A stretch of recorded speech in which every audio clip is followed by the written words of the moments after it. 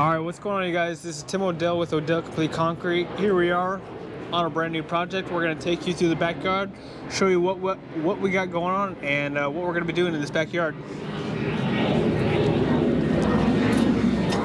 Alright, so hopefully this plane's not cutting the audio out too bad, but basically this whole side yard right here is going to get concreted. We're going to be doing a little bit of a decorative design back here as well. Let me show you really quick what we're doing.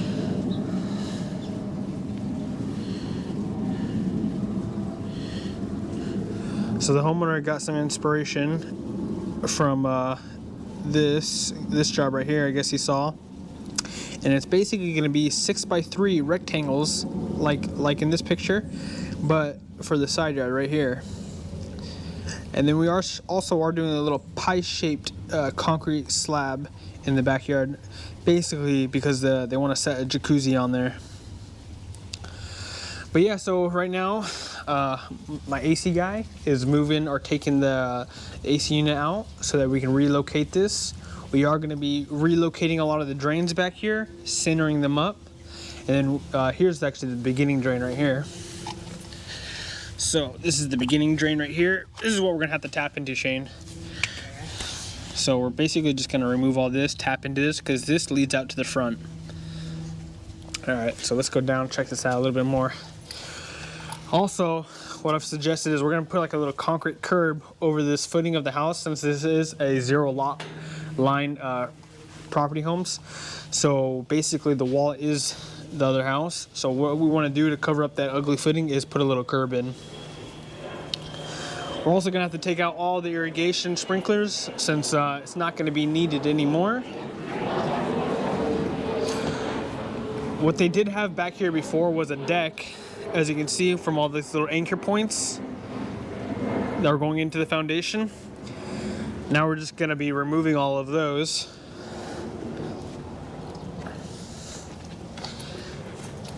And then we're just going to be knocking out this little tiny slab right here. This little slab's going to be knocked out, taken out.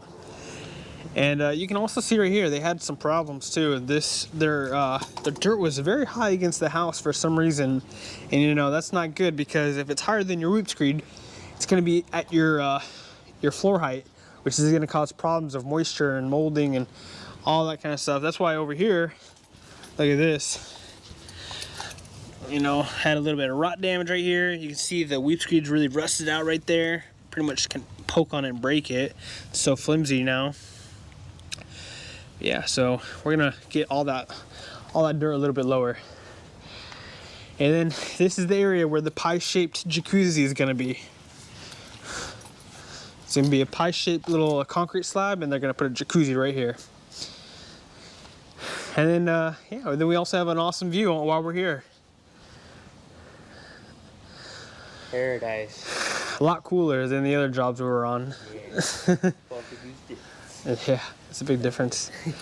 So yeah, we're gonna get to work and get rolling.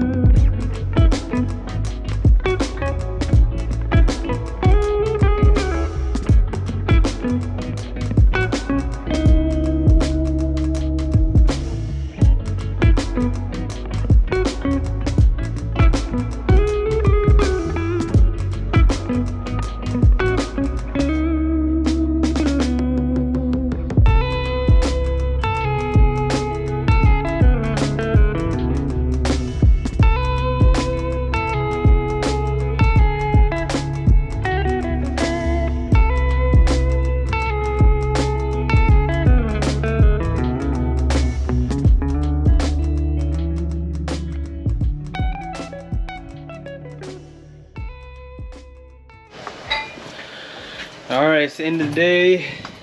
Got pretty far. Just for two of us, me and Shane. Right over there. Just the two of us. I think we did pretty good.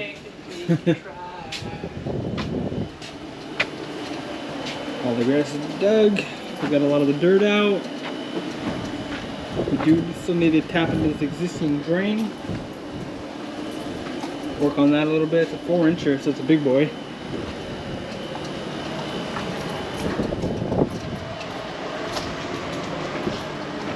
Got rid of the sprinkler system that was down on this side. And then we also dug out the area over here that will be for the little jacuzzi pad. It's gonna be like a pie-shaped jacuzzi pad. Yeah, so we're just cleaning up. Gonna head out for the day and hit hard tomorrow. We got the trailer pretty filled up. But yeah, look at this trailer. This thing got filled. Whew. A lot of dirt. Oh, a lot of dirt in there and concrete. That right there is probably an easy 5 tons. Crazy to think. Alright, so here we are the second day in the job. What we plan on doing is we're gonna get this whole drain all exposed. I don't know if you guys can really tell or not, but it's like a little valley right here on this drain. It's kind of sloping backwards. So what we want to do is just kind of bump this drain up a tad bit so that we have more positive slope this way. We also are going to cut out this drain right here. Not going to need that no more. We're going to get a new drain centered right about here in this area because it's going to be a step down so that we're at the garage height. But for the rest of this patio, it's going to be a step up from here on. So we're going to be working on this drain today. Also, another thing we're going to do, we're going to get a little curb in right here along this whole side of the house because we do not really want this ugly footing right here, all this showing. So we're going to work on getting that all trimmed up and getting that form in. So right now, all we're going to be doing is taking out this old drain, digging it all out. Then what we're going to be doing next is getting a center line in the middle of this side yard so that we can dig out a new trench for our new drain that we're going to be installing. I'm also just getting grades set on each side. The side yard was a little tricky to work with because the garage is about 2 steps lower than the actual floor height inside. If you look at the garage flooring and then also that side yard sliding glass door, you can tell that the sliding glass door is a lot higher, which is why we had to actually put a drain at the bottom step going into the garage.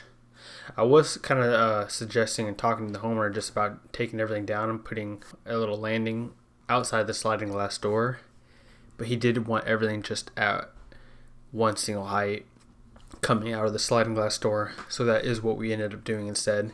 And that's why we ended up putting steps right at the garage so he could utilize as much space on the side yard as possible without having a little landing coming out of that sliding glass door.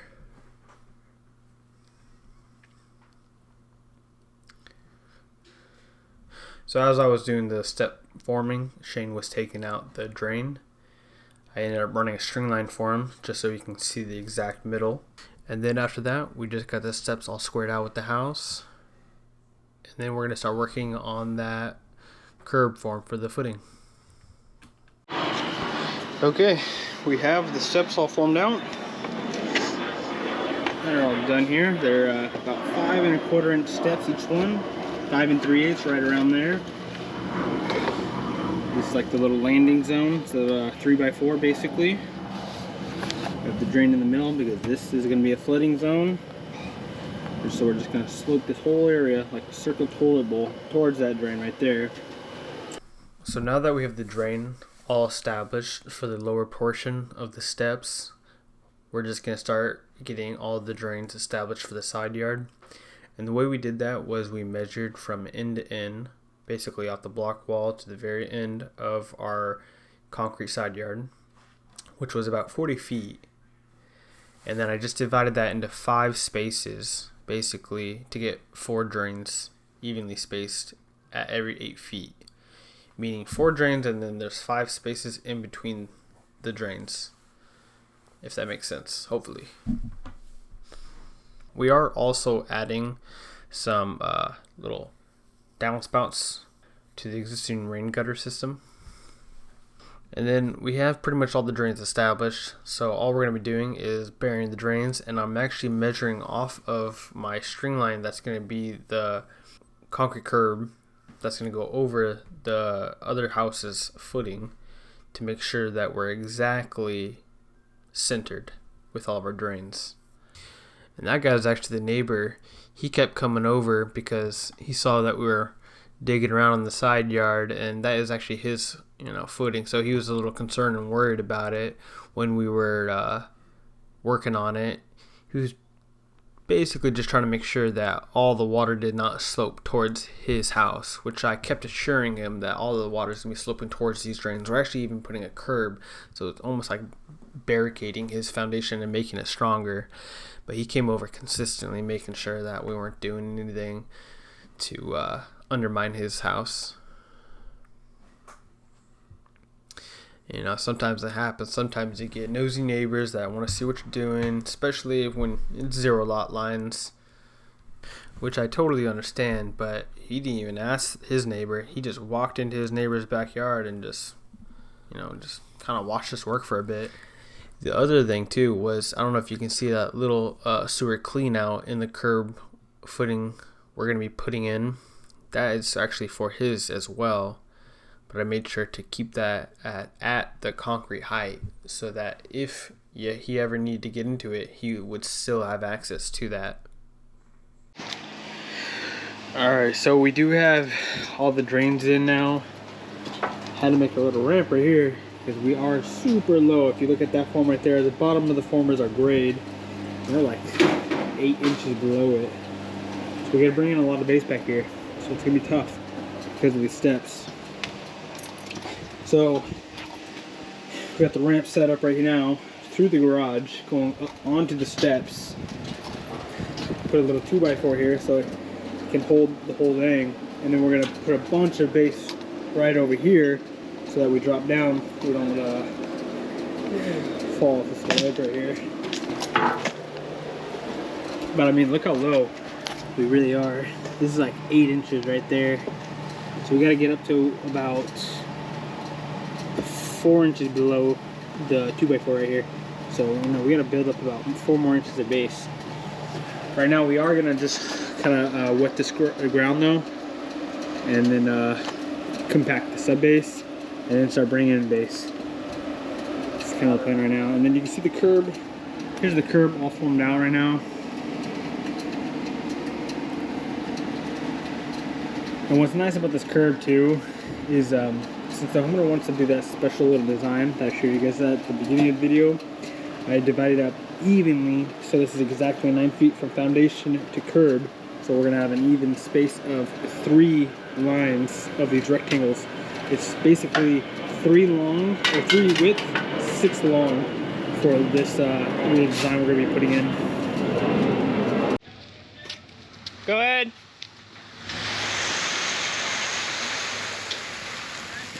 Back it up. Go ahead.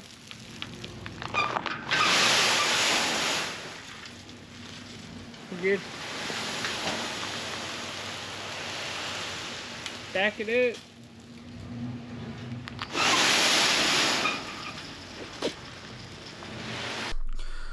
Alright, so we just dropped off all the base. That was about 8,000 pounds worth of base, 4 tons. Because like I was showing you, we needed a lot of base back here to get this grade to the right height. And it's just me and Shane bringing all the base in. I'm actually trying to grade the base as I'm bringing the base in. Shane's in the front filling up all the wheelbarrows for me. And this was just our first load. We had to do 1 more load to get the rest of the space in today. Alright, 30 minutes. It took 2 guys to move 7,000 pounds of base. Plus going up this little makeshift ramp right here. and avoiding that little danger stake right there. And not only that, we did grade most of this 30 minutes, 2 guys. For the trades, this would impress you. Then once we had all the base in, we're just gonna give it a nice soaking, let it sit for a little bit, and then compact the area. And then Shane's actually using the little red tamper to tamp the corners and edges, which are always difficult to get with the compactor. Okay, so here's our next one that we're going to be cutting right now. I already have the grade stick all set up for the height. So I'm just going to mark that in real quick, which is our benchmark height. I'll show you right in the laser.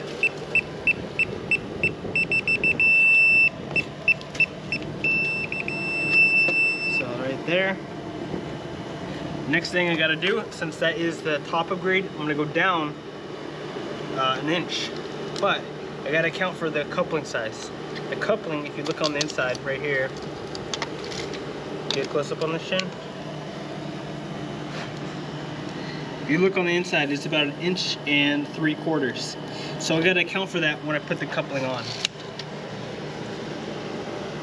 So what I'm going to do is I'm just going to measure 2 3/4 inches. So that gives me 1 inch of slope, and the 1 3/4 inches is extra because that's what the coupling is going to bring me back up 1 3/4 inches.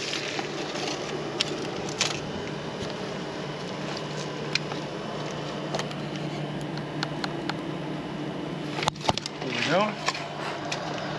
Now I'm just going to cut it.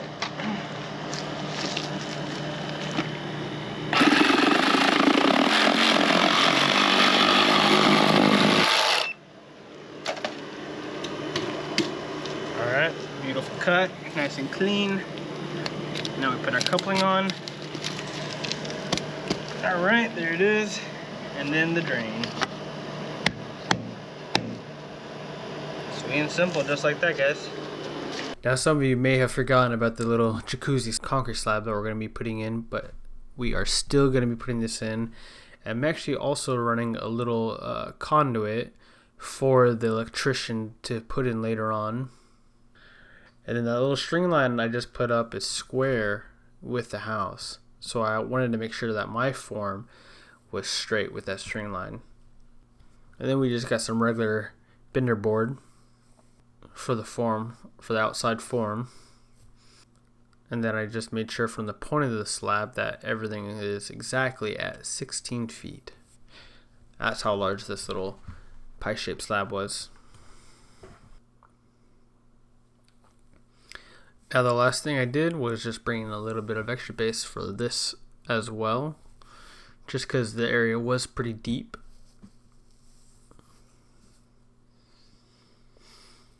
Plus it never hurts to have a nice sturdy base underneath your concrete.